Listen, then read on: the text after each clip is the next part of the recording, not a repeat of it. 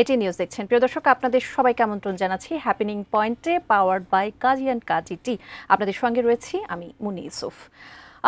আপনারা জানেন যে বর্তমান সমাজে সৌন্দর্যের সাথে আত্মবিশ্বাস একে অপরের সাথে নিবিড়ভাবে কিন্তু যুক্ত। সেখানে অ্যাস্থেটিক চিকিৎসার গুরুত্ব ক্রমেই কিন্তু বাড়ছে। ডার্মাটোলজির অ্যাস্থেটিক ফিজিশিয়ানরা শুধু বাইরের সৌন্দর্য নয়, আপনার মানুষের জীবনযাত্রায় আনে নতুন একটি মাত্রা। ত্বকের যত্ন, দাগ বা বয়সজনিত পরিবর্তন সংশোধন করার পাশাপাশি এটি মানুষকে মানসিকভাবে দৃঢ় করা এবং বা আত্মবিশ্বাস বাড়াতে এবং সামাজিক সম্পর্ক, পেশাগত জীবনে ইতিবাচক পরিবর্তন আনতে বেশ সহায়ক। তাই আজকে আমরা আমাদের বিষয় নির্ধারণ করছি সৌন্দর্যের সাথে আত্মবিশ্বাসের যাত্রা। আমাদের সঙ্গে একজন বিশেষজ্ঞ অতিথি রয়েছেন, একটু পরিচয় করে দিই। রয়েছেন doctor Tahmina Islam, consultant aesthetic physician, EW villa Medica Bangladesh. আপনাকে আমন্ত্রণ জানাচ্ছি। ধন্যবাদ। দর্শক, আমরা এই বিষয়ে নিয়ে আলোচনা করব এবং শুরুতেই ডাক্তার তাহমিনা ইসলাম, আপনার কাছে জানতে চাবো যে মেডিকেল অ্যাস্থেটিক আমরা বলছি বা অ্যাস্থেটিক ডার্মাটোলজি বলি, আসলে এটার মধ্যে পার্থক্য হয়তো বা অনেকে জানে না। আপনার কাছে মেডিকেল অ্যাস্থেটিক কি, এটাই জানতে চাবো। মেডিকেল অ্যাস্থেটিক আসলে মেডিসিনেরই একটি বিশাল পার্ট, যার মধ্যে আমরা ডার্মাটোলজি একটি পার্ট অবশ্যই আছে, তবে এর সঙ্গে আমরা স্বাস্থ্যের সমস্ত ইস্যুগুলোকে একসাথে ইনক্লুড করে কাজ করি। শুধু স্কিন নয়, একই সঙ্গে একজন ব্যক্তির ভেতরকার ওয়েলবিইং, তার স্বাস্থ্যগত যে কোনো ধরনের সমস্যা যার কারণে তাকে বাহ্যিকভাবে দেখতে কোনো রকম অসুবিধার সৃষ্টি করছে, সেই জিনিসটাকে কারেকশনের জন্য আমরা মেডিকেল অ্যাস্থেটিক্সটাকে ব্যবহার করে থাকি। আচ্ছা, এই যে বললেন যে মেডিকেল অ্যাস্থেটিকটা ব্যবহারটা কেন করছেন সেটা আমরা বুঝলাম, কিন্তু অ্যাস্থেটিক ডার্মাটোলজি কেন প্রয়োজন? আচ্ছা, এখানে একটা ছোট্ট করে উদাহরণ দিতে পারি যে আগে যখন এই অ্যাস্থেটিক ডার্মাটোলজি বা মেডিকেল অ্যাস্থেটিক্স জিনিসগুলো ছিল না, বিজ্ঞান সেভাবে এগিয়ে ছিল না, তখন যেটা হতো যে সাধারণ একটা ব্রণের রোগী যখন আসতো আমাদের কাছে, তার ব্রণটা সেরে যেত কিন্তু ব্রণের দাগটা থেকে যেত বা গর্তটা থেকে যেত। তো এই গর্তটা কিন্তু সে চিরকাল বয়ে বেড়াতো এবং এটা তাকে মানসিকভাবে একটা তার আত্মবিশ্বাসকে ক্ষুণ্ণ করতো বা সে একটা হীনমন্যতায় ভুগতো। এখন যেমন এই নতুন যেই বিজ্ঞানের আবিষ্কারগুলো হয়েছে, বিভিন্ন লেজার ডিভাইস এসেছে, বিভিন্ন ট্রিটমেন্ট অপশন এসেছে, এর মাধ্যমে আমরা কি করছি, তার ওই ক্ষতটাও আমরা সারিয়ে দিচ্ছি, যে গর্তটা হচ্ছে সেটা সারিয়ে দিচ্ছি। কিংবা আপনি সিম্পলি ধরেন একজন পোড়া বার্নের রোগী, যার বার্নটা শুকিয়ে গেছে, তার সেই ক্ষতচিহ্নটা কিন্তু সে সারা জীবন বয়ে বেড়াবে, বা অ্যাসিড বার্ন ভিকটিম। সেক্ষেত্রে কিন্তু আমরা এই অ্যাস্থেটিক ডার্মাটোলজি বা মেডিকেল অ্যাস্থেটিক্সের এই উন্নত চিকিৎসাগুলোর মাধ্যমে তার সেই ক্ষতটাকেও সারিয়ে দিতে পারছি, সুতরাং সে আবার তার স্বাভাবিক জীবনযাপনে কিন্তু ফেরত যেতে পারছে। এই যে ক্ষতটা সারিয়ে ফেলছেন বা এই যে অনেক ধরনের চিকিৎসা কিন্তু রয়েছে, আমি কি করে বুঝবো যে কোনটা আমার জন্য প্রয়োজন বা কি কি চিকিৎসা রয়েছে? বলতে গেলে তো অনেক কিছু বলতে হয়, কারণ মাথা থেকে পা পর্যন্ত সব কিছুতেই আসলে আমরা কাজ করে থাকি। যদি মাথা থেকেই শুরু করি, যাদের চুল পড়ে যাচ্ছে, সেটা বয়সের কারণে হোক, কোনো অসুখ বিসুখের কারণে হোক, যে কোনো কারণে তার চুলটা পড়ে যাচ্ছে, আমরা সেটাকে কি করি, আগে তার ডায়াগনোসিস করি যে তার এই অ্যালোপেশিয়াটা কেন হচ্ছে, সেই অনুযায়ী তাকে আমরা মেডিকেশন দিচ্ছি। অনেক সময় মেডিকেশনের সাথে সাথেও তার ওই হারিয়ে যাওয়া চুলের ঘনত্বটা কিন্তু ফেরত আসে না, তখন আমরা বিভিন্ন ধরনের অ্যাডভান্স থেরাপি পেশেন্টদেরকে দিয়ে থাকি, যেমন PRP। এটা তো অনেক দিন থেকে চলছে, এখন আরও আধুনিক কিছু অপশনস এসেছে যেখানে স্টেম সেল বা এক্সোজোমস আমরা ব্যবহার করছি, রেড লাইট থেরাপি ব্যবহার করছি। এগুলোর মাধ্যমে কিন্তু পেশেন্টরা খুব সহজে তাদের সেই হারিয়ে যাওয়া চুলটা ফেরত পাচ্ছে, যেখানে তাদের ট্রান্সপ্ল্যান্টের মতো এত বড় সার্জারির দিকে মানে শুরুতেই যেতে হচ্ছে না, তারা আরও অনেক অপশন পাচ্ছে যেগুলো নন সার্জিক্যাল। আচ্ছা, আর ত্বকের জন্য কি কি রয়েছে? ত্বকের জন্য আমরা যেমন যদি কেউ কোনো সমস্যা নিয়ে আসে, যেমন ব্রণ, মেচতা বা এই ধরনের ক্রনিক কিছু কন্ডিশন আছে স্কিনের, এগুলোর ক্ষেত্রে তো আমরা চিকিৎসা দিচ্ছি, দাগটা সারিয়ে দিচ্ছি, ক্ষতটা সারিয়ে দিচ্ছি। ব্রণেরও ট্রিটমেন্ট এখন আমরা লেজারের মাধ্যমে করছি, বিভিন্ন ধরনের কেমিক্যাল পিল আছে, অনেক কিছুর মাধ্যমে আমরা এই ট্রিটমেন্টগুলো করছি। আর এছাড়া একটা জিনিস করছি যে আমাদের যেমন বয়সের আগেই বয়সের ছাপটা চলে আসে, এখন বলিরেখার কথা, হ্যাঁ বলিরেখার কথা বলছি, বা বয়স হলেই যে আসলে বলিরেখা আসতে হবে এই কথাটা কিন্তু আমি মনে করি এটা আননেসেসারি। বয়স হলেও আমরা কিন্তু আমাদের তারুণ্যটা আমাদের ত্বকে ধরে রাখতে পারি অনেক লম্বা সময় পর্যন্ত। তো তার জন্য অনেক আধুনিক ট্রিটমেন্ট অপশন রয়েছে, বিভিন্ন ধরনের লেজার রয়েছে, বোটক্স, ফিলার, এখন স্কিন বুস্টার্স এসেছে, এক্সোজোম একটু আগেও যেটা বললাম, এটা আমরা স্কিনের জন্য ব্যবহার করতে পারি। এখন অনেক ধরনের অপশন আছে। এই যে অনেক ধরনের অপশন আছে, কোন বয়স থেকে আসলে করা নিরাপদ? বয়সের কথা বলতে গেলে এগুলো সবই মেডিকেল গ্রেড ট্রিটমেন্ট। যেই বয়সে যেই পেশেন্টের যেই ধরনের সমস্যা নিয়ে আমাদের কাছে আসবে সেটার সমাধান আমরা সেভাবে করব। যেমন একটা টিনেজারেরও ব্রণ হয়, স্বাভাবিকভাবে কিন্তু টিনেজারদেরই ব্রণের সমস্যাটা বেশি হয়। তো অনেক ক্ষেত্রে দেখা যায় কি ওই বাচ্চাটাকে হয়তো আমরা ওইভাবে ওষুধ দিতে পারবো না, কিন্তু কিছু টপিক্যাল থেরাপির মাধ্যমে হয়তো বা আমরা তার ওই ট্রিটমেন্টটা দিতে পারবো। ওই ওষুধের বিভিন্ন ধরনের সাইড এফেক্ট থাকতে পারে, কারণ ব্রণের ট্রিটমেন্টগুলো না অনেক লম্বা সময় ধরে অ্যান্টিবায়োটিক খেতে হয়। তো সেখানে হয়তো বা ওই বাচ্চাটাকে আমরা ওই মুহূর্তে ওই অ্যান্টিবায়োটিকটা দিতে পারবো না, তার হয়তো বা লিভার এনজাইম কোনো কারণে অনেক হাই হয়ে যাচ্ছে ওষুধটা দিলে। তখন কিন্তু আমরা এই টপিক্যাল থেরাপিগুলোর মাধ্যমে তাদেরকে নিরাপদভাবে এই ট্রিটমেন্টটা দিতে পারি। তো একজন টিনেজারেরও যদি প্রয়োজন পড়ে, অনেক সময় জন্মদাগ নিয়ে আসে, তো এই জন্মদাগটা যত বড় হয় তখন কিন্তু সারফেস এরিয়া তত বড় হয়ে যায়।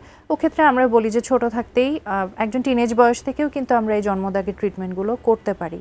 আচ্ছা, এই যে আমাদের ত্বক তো শুধু বাহ্যিক একটি সৌন্দর্যের প্রতিফলন নয়, এটি স্বাস্থ্যের সাথেও অনেক সময় ইন্টার রিলেটেড। আপনার কি মনে হয় যে এই অ্যাস্থেটিক, যেই ডার্মাটোলজি বা মেডিকেল অ্যাস্থেটিকের কথা বলছি, এটি আমাদের মানসিক স্বাস্থ্য এবং স্বাস্থ্যগত দিকের জন্য কতটুকু প্রয়োজন?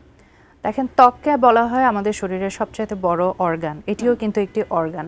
তো আমাদের যেমন অন্যান্য অর্গানগুলো আছে, হার্ট, লিভার, কিডনি, এগুলো যখন অসুস্থ হয়, এদের যখন নর্মাল ফাংশন ব্যাহত হয়, তখন কিন্তু আমরা শারীরিকভাবে খারাপ বোধ করি, এবং এই সব কিছুর ইম্প্যাক্ট কিন্তু আমাদের ত্বকে এসে পড়ে। সো ত্বকে কিন্তু নেগলেক্ট করার কোনো উপায় নেই। আপনি যখন ভেতর থেকে কোনোভাবে খারাপ থাকবেন, সেটা আপনার ত্বকে প্রতিফলিত হবে। তো এই কারণেই ত্বকের চিকিৎসাটা জরুরি।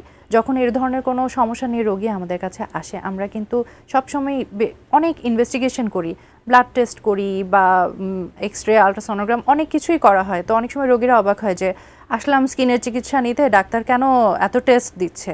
কারণ এগুলোর সাথে এগুলো অঙ্গাঙ্গিভাবে জড়িত। তাকে শুধু বাইরে দিয়ে ঠিক করে দিলে আমার হবে না, তার হেলথটাকে আমার ঠিক করতে হবে। যখন সে ভেতর থেকে হেলদি থাকবে, ভালো থাকবে, তার ত্বক এমনিতেই গ্লো করবে। এই যে ইনভেস্টিগেশনগুলো করছেন, সাধারণত আপনারা কি ধরনের ইনভেস্টিগেশন দেন? যে একজনকে যখন আপনারা চিকিৎসা দিচ্ছেন, তার আগে কি কি ইনভেস্টিগেশন করে তারপরে? যেমন কমনলি ব্রণের রোগীরা আসলে অবশ্যই আমরা লিপিড প্রোফাইল করি, তারপর হচ্ছে তার অ্যালার্জি টেস্টগুলো করে থাকি। এরপর যেহেতু তাকে মেডিকেশন যদি দেয়া লাগতে পারে, ওই চিন্তা করে আমরা এসজিপিটি বা ক্রিয়েটিনিন লেভেলটা দেখে রাখি। হরমোনের কোনো যদি হিস্ট্রি টেকিংয়ের মাধ্যমে আমি কোনো লিঙ্ক পেয়ে থাকি যে ওই পেশেন্টের হরমোনাল কোনো ইমব্যালেন্স থাকতে পারে, হয়তো বা ওই মেয়েটার পিরিয়ড ইরেগুলার, সেক্ষেত্রে আমরা হরমোনগুলো পরীক্ষা করে দেখি, এবং সেই ইনভেস্টিগেশনের ভিত্তিতেই কিন্তু আমরা ট্রিটমেন্ট প্ল্যানটা করে থাকি।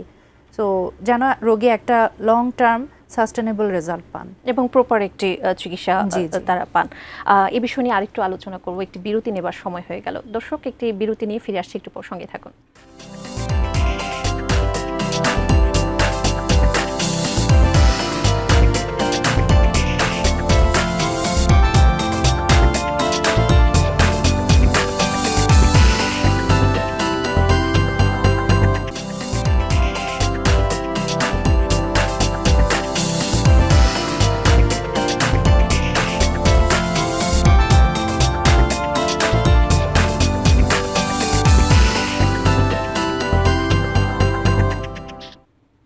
বিরতির পর আরও একবার আমন্ত্রণ হ্যাপেনিং পয়েন্টে, powered by Kazi and Kazi tea. Doctor Tahmina Islam, যে অনেকগুলো চিকিৎসা সম্পর্কে আমরা জানলাম, কিন্তু এই যে একটি মানুষের মধ্যে কিন্তু একটি ধারণা থাকে এই সব চিকিৎসা আসলে কতটুকু নিরাপদ, এই প্রশ্নের কি উত্তর দেবেন আপনি? চিকিৎসা সবসময় নিরাপদ যখন একজন অভিজ্ঞ ডাক্তারের আন্ডারে সেটা হবে, এবং একটি ভালো ওয়েল সেটেল ক্লিনিকে সেটা হবে বা হসপিটালে হবে। আর যখনই এটি কোনো আনস্কিল্ড মানুষের হাতে, যেমন হাতুড়ে চিকিৎসক বা যে চিকিৎসকই নয় কিন্তু ক্লেম করছে যে এই ধরনের ট্রিটমেন্টগুলো করতে পারে, তাদের হাতে গেলেই কিন্তু এখানে সাইড এফেক্ট হওয়ার ঝুঁকি, মারাত্মক ধরনের ঝুঁকি সম্মুখীন পেশেন্টরা হতে পারেন। আমরা আমাদের প্রতিদিনের প্র্যাকটিসে অনেক এরকম পেশেন্ট পাই যারা বিভিন্ন রকম, আসলে সেটা কোনো ক্লিনিকই না, এই ধরনের জায়গা থেকে এই সমস্ত ট্রিটমেন্ট, ইনজেক্টেবল ট্রিটমেন্ট, এমনকি ইনজেক্টেবল ট্রিটমেন্টগুলো করে পার্শ্ব প্রতিক্রিয়া নিয়ে আমাদের কাছে আসেন, এবং সেগুলোকে আমাদের কারেকশন করতে হচ্ছে। আচ্ছা, এই যে অনেক সময় কিন্তু আমরা চটকদার বিভিন্ন বিজ্ঞাপন দেখি এবং দেখা যায় যে অনেক কম খরচে এসব চিকিৎসা দেওয়া হয়। আমি কি করে বুঝবো যে একজন অভিজ্ঞ ডাক্তার কে এবং কার কাছে গেলে আমি আসলে নিরাপদে এই চিকিৎসাটা পেতে পারবো? জি, এখানে অবশ্যই ডক্টরের এক্সপিরিয়েন্স, সে কত বছর ধরে এখানে কাজ করছে, ডক্টরের পড়ালেখাটা আসলে কি, এই সমস্ত ব্যাকগ্রাউন্ড। আমরা তো ডক্টররা প্রত্যেকের ওপেন বুক, সবকিছু কিন্তু ডক্টরদের কে কোন ফিল্ডে আছে, কি ডিগ্রি করেছে, কি পড়ালেখা করেছে সবকিছু তো দেখাই যায় এখন। আর এখন আধুনিক যুগে, ইন্টারনেটের যুগে একজন ডক্টরের নাম সার্চ করলে সব চলে আসে। কিন্তু সেখানে হয় কি যে ইভেন আমাদের বিএমডিসি রেজিস্ট্রেশনটা সার্চ করলেই কিন্তু চলে আসে, এবং ডক্টরদের নামের পাশে সেই রেজিস্ট্রেশন নাম্বারটা কিন্তু থাকে। আর এখানে হচ্ছে যে কিছু আনস্কিল্ড মানুষজন এবং অসৎ মানুষজন যারা এই ধরনের ম্যাল প্র্যাকটিস করছে, তারা দে আর নট ডক্টরস, কিন্তু তারা ক্লেম করছে যে তারা ডাক্তারদের থেকেও ভালো কাজ করছে। এরকমও হচ্ছে এখন, হ্যাঁ, সোশ্যাল মিডিয়াতে কম খরচ দেখে মানুষজন আসলে ওই প্রলোভনে পড়ে যাচ্ছে যে খরচ কম নিচ্ছে, একই তো জিনিস দিয়ে দিলেই তো হলো। তো এখানে সেফটির কথাটা মানুষজন একদম ভুলে যায়। একজন ডক্টর, একজন চিকিৎসক জানেন যে একটা পেশেন্টের একটা ট্রিটমেন্ট করলে কি কি কমপ্লিকেশনস হতে পারে, যেটা একজন নন মেডিকেল পারসন কখনোই জানবেন না।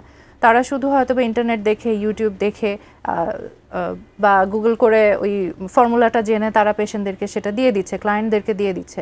কিন্তু এটা দেওয়ার পর একটা পেশেন্টের কি কি কনসিকুয়েন্সেস হতে পারে, খারাপ কি হতে পারে, এটা কিন্তু তারা জানেই না। আর যখন খারাপ হয়ে যায় পেশেন্টগুলো তখন আমাদের কাছে আসে। তো এটা তো মানুষকে অ্যাওয়্যার করা উচিত, আসলে মানুষের সচেতন হওয়া উচিত এই ব্যাপারটায় যে স্বাস্থ্য কোনো হেলাফেলার জিনিস নয়। আর জাস্ট আমি 1-2 হাজার টাকা হয়তো বা কমে পাবো এরকম চিন্তা করে নিজের স্বাস্থ্যটাকে এরকম আনস্কিল্ড মানুষের হাতে দিয়ে দেওয়াটা আসলে একদম সেফ না। 1-2 হাজার টাকার কথা যখন বললেন, আসলে আমাদের মতো দেশে ফিটাও একটা ম্যাটার করে এটা, এবং আমরা যখন এইসব অ্যাস্থেটিক চিকিৎসার কথা বলি তখন মনে হয় যে এটা হয়তো বা উচ্চবিত্তের মধ্যেই সীমাবদ্ধ রয়েছে। এটি কি আসলেও এখনও তাই, নাকি এখনও নাগালের মধ্যে আছে? এখন এই সিনারিওটা আমি বলবো একদম পরিবর্তন হয়ে গিয়েছে। দেখেন, আগে উচ্চবিত্তরা দেশের বাইরে বিভিন্ন থাইল্যান্ড, সিঙ্গাপুর এই সমস্ত জায়গায় যে এই ট্রিটমেন্টগুলো করতো, একে তো সেখানে কস্টলি, দ্বিতীয় হচ্ছে এই যে তারা যাতায়াত করে যে এসে সেখানে থেকে যেই খরচটা করতো, এই সবই কিন্তু এখন কাট অফ হয়ে গেছে। কারণ দেশে তারা যতবার ফলো আপ প্রয়োজন দেশেই ডাক্তার পাচ্ছেন, অভিজ্ঞ ডাক্তার পাচ্ছেন, যারা দেশে তো পড়ালেখা করেছেনই, ইভেন এই সমস্ত দেশে গিয়ে, বাইরের দেশে গিয়ে তারা ডিগ্রি অর্জন করে এসেছেন, ট্রেনিং করে এসেছেন, তারপরে দেশে এই সার্ভিসগুলো দিচ্ছেন। এবং আমাদের দেশে এখন এত ভালো ভালো অ্যাস্থেটিক ক্লিনিকস, হসপিটালস হয়েছে যে এখন আর আসলে দেশের বাইরে যাওয়ার কোনো প্রয়োজন নাই। এবং এটা আমি বলবো যে সবারই হাতের নাগালে এত ভালো ভালো অপশন এখন এসেছে। এবং আমি মনে করি যে এদিক থেকে এটা কস্ট কাটিং হয়েই যায় এই ট্রিটমেন্টগুলো। আর আপনি যে প্রশ্নটা, আসলে আমি বুঝতে পারছি যে সেলিব্রিটিরা বা একটু উচ্চবিত্ত যারা আছেন তারাই এই ট্রিটমেন্টগুলো নিচ্ছেন, এটা কিন্তু ঠিক না। আমাদের পেশেন্ট গ্রুপের মধ্যে মেজরিটি হচ্ছেন যে কর্মজীবী বা হাউসওয়াইফ, মেল ফিমেল সবাই কিন্তু আসছেন।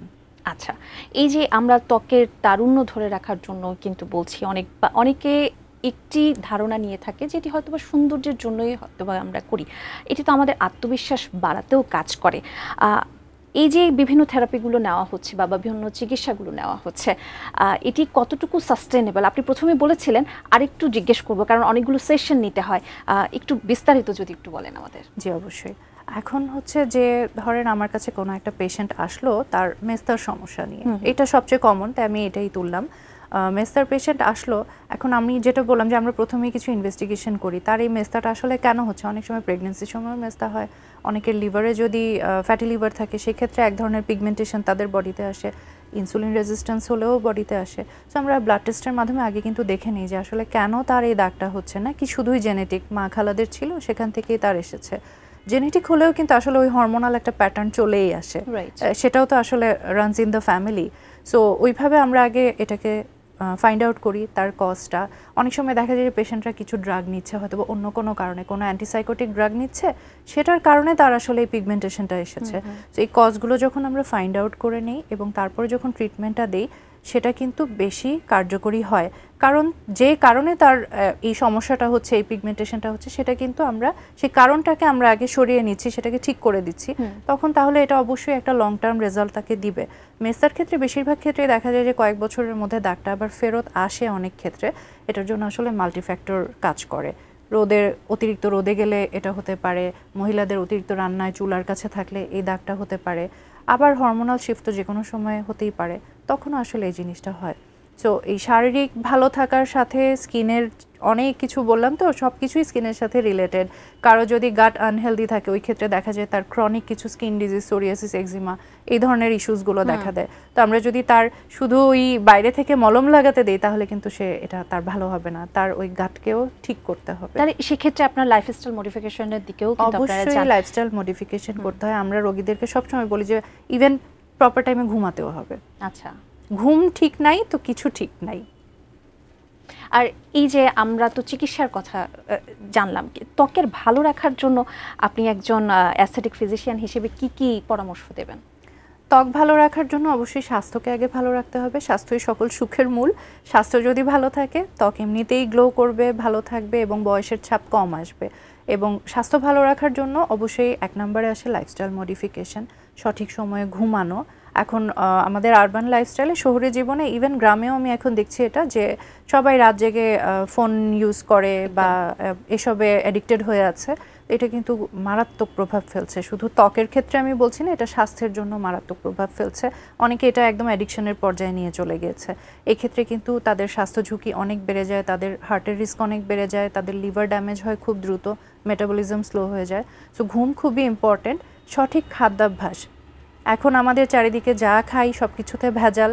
তো যা খাচ্ছি সেটার মধ্যে যদি বেছে একটু ভালো জিনিসটা খেতে পারি তাহলে সেটা আমাদের স্বাস্থ্যের জন্য উপকারী হবে।